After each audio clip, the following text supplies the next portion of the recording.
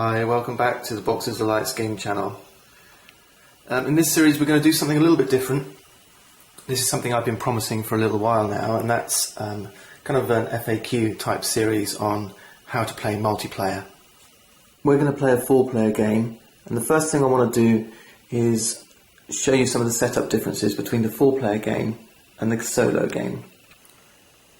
So the first thing we do is each of the 4 players needs to take their shield token and place one on the 0 spot of the fame track and one on the 0, the central 0 of the reputation track.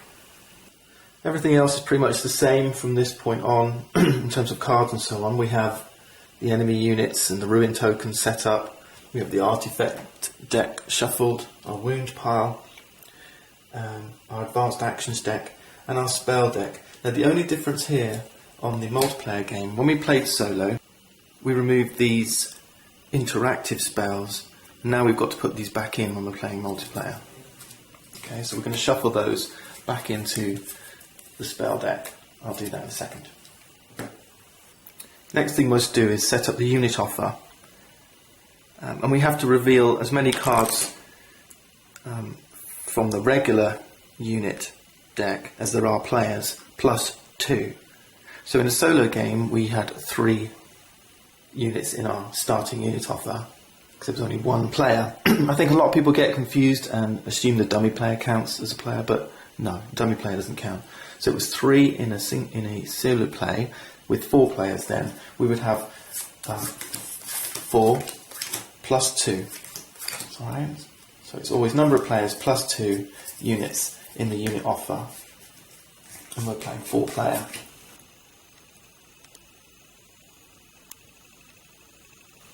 Next we need to take our round order tokens and place them next to the board. In a multiplayer game, whoever picked their hero first is the token you place at the top, down to whoever picked last. I'm just going to randomise these, and that's the other option. You could just randomly allocate heroes. So place these next to the board from top to bottom, either randomised or in the order of who picked first. Alright, so we're making some progress on setup. I've set up the advanced actions offer and the spell offer. The next thing we need to do is set up the mana dice for the source. Now we have to have, like the unit offer, as many dice as there are players plus 2. So in our 4-player game that means 6 dice. Now one thing that I think confuses people too, and maybe we should clarify, at least half these dice when you roll them for setup must be of a normal basic colour. Okay, so red, green, blue, white. Now if more than half the dice that you roll show gold or black, then you have to re-roll, but only these. Okay, so you can't choose to keep some of these and only roll some of them. If more than half are showing black or gold, you have to re-roll all the black and gold dice. Okay, so let's roll for setup and see what we get. Okay, all these dice then go in the source. And the scenario we're going to play is called Full Conquest, and this is for 2 to 4 players. It tells us we can use a map shape of wedge or fully open, and we can have 8, 9 or 11 countryside tiles. So we're going to randomise 11 countryside tiles. There are only 11 countryside tiles, so we just need to randomise the whole stack. So if we were playing 2 players and we wanted to use 8 countryside tiles, you'd randomise the whole stack and then draw 8. Okay. Now for the core tiles, for Full Conquest, it tells us to use 2, 3 or 4, the same number as there are players. So we're going to use 4 core city tiles, and then core non-city tiles, 1, 2 or 3, 1 less than the number of players. So we're going to use 3. So we sort our core tiles into city tiles and non-city tiles. So 4-player Full Conquest, we know we're going to use all 4 city tiles. And remember, one less the number of players for core non-city tiles. So we're going to use 3. So we're going to have to randomise and choose only 3 tiles.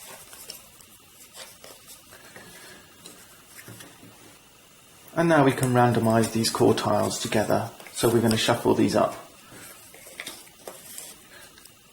And then once we're done, we place these in a stack with the countryside tiles on top. And next we need to then set up the start tile, and once more we can check the scenario description on here on Full Conquest to find out what our map shape should be. It says wedge or fully open. When we played our starting scenario, we used starting tile A, and this was given by this A in the one point of the map tile. And this is what you use when you want to play a wedge shape. For fully open, and it suggests if you're playing 4 players or sometimes 3, the wedge shape may get a little bit crowded too quickly. So the suggestion is that you switch to the other side of the start tile and use this fully open map shape, and this is where we use the side with B. And for the open map shape, we need to draw 3 tiles at the start rather than just 2. And we should place them as follows. So the first one is tile 4. Remember, we've got to line up our shapes. Tile 3.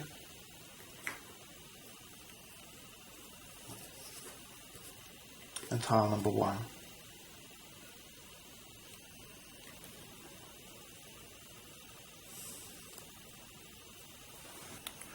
Now we can set up our player areas. So here we are looking at Goldix. Now a lot of people ask, what do these coloured dots down here mean? Each hero card has them. So Goldix has 2 greens and a blue here.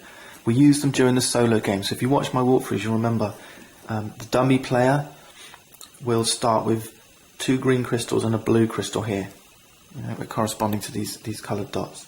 So in a multiplayer game where we're playing competitively, there's no dummy player, so these coloured dots here can be ignored.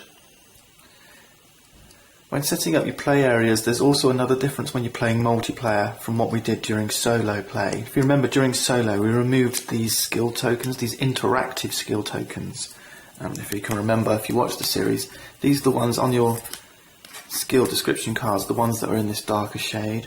They also, you can spot them because they have this dark head shape here. So during multiplayer game, these skill tokens get used, so these interactive skills will form part of your skill deck. Once we've finished preparing for the start of the round, in this case the first round of the game, remember we've got to choose our tactics.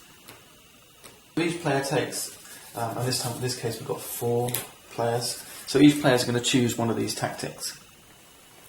So let's assume these are the tactic cards that got chosen. Now in the first round of the game, whoever is in the lowest position will get to choose their tactics first. So let's say Tovak chose this one, Naros this one, Arathea this one, Goldix this one. Okay. Normally during the start of a round, whoever has the lowest fame will choose first, and in the event of a tie, 2 people have the same fame, whoever's token is in the lowest position here will get to choose first. So we started with everyone on a tie, 0 fame.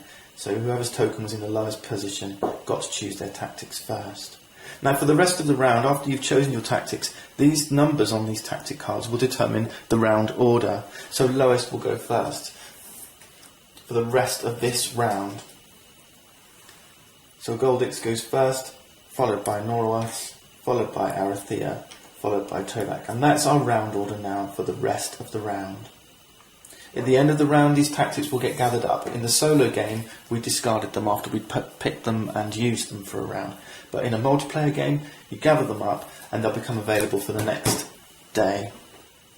And the first thing that's going to happen on each player's turn, now we're ready to play, is they're going to move their figure onto the portal space.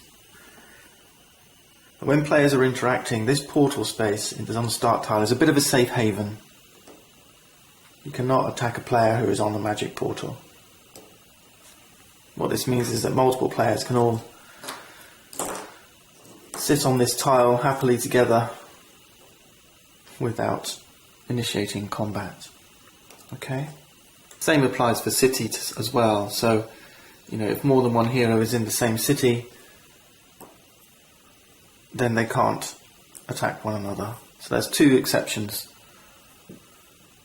The set starting tile, magic portal, and when heroes are in cities, they cannot attack one another.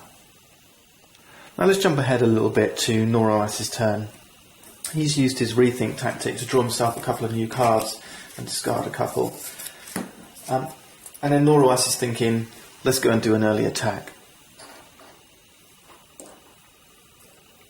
So he's thinking, let's have a little go at Goldix, and we'll just see what happens. It may not be successful, but really I just want to illustrate the rules to you really on what happens when players do interact with one another. So this is Noroas's hand, and we're just going to play a little collection of cards here to imagine what sort of turn he may play. So let's play mana draw here, which gives me allows me to use one additional die from the source this turn. And we're going to grab the blue mana from the source and use move 4 on the stamina card here. And with that 4 movement, we're going to shuffle across here into the same village as Goldix is on. Goldix was there earlier on his turn and recruited himself some units. So now I can choose to initiate combat with that player. It's a mandatory action. If I end my turn here, I must initiate combat with this player. However, if I wanted to, I could play, say, Swiftness for another move 2 and move on. So you are allowed to move through a hex occupied by another player, but if you end your turn on a hex with another player, you must initiate combat with them. So let's choose to stay where we are. So in this case, Noroas is going to attack Goldix. So in this situation, Noroas becomes the aggressor, and Goldix here becomes the defender. It's important we understand who is whom during the player versus player combat. Now notice too that we're in a village. Now at any time after your turn, not during your turn, but on another player's turn, you can announce that you wish to plunder a village. And what that means is that Goldix here can take that opportunity to plunder the village before we start the combat. To plunder a village, Goldix simply draws 2 cards from his deed deck, but as a punishment he has to reduce his reputation by 1. Goldix now has one of 2 options. He can either fully attend the combat, or he can partially attend the combat. So let's first consider fully attending the combat.